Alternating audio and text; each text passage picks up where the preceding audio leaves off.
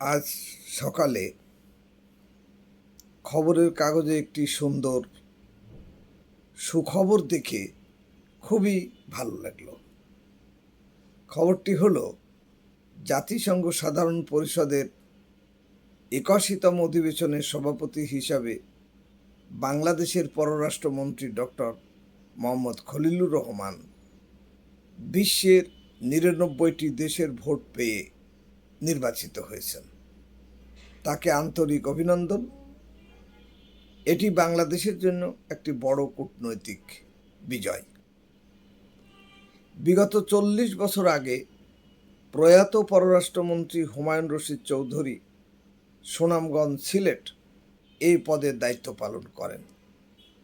Doctor Khalilur Rahman অত্যন্ত মেধাবী, দক্ষ ও যোগ্য কূটনীতিক।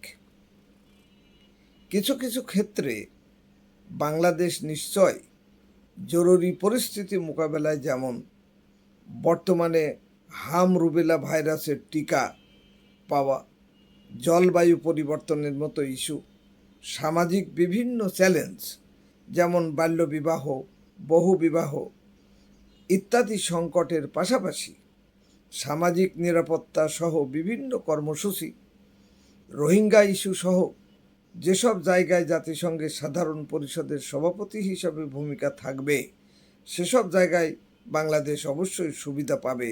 সকলকে ধন্যবাদ।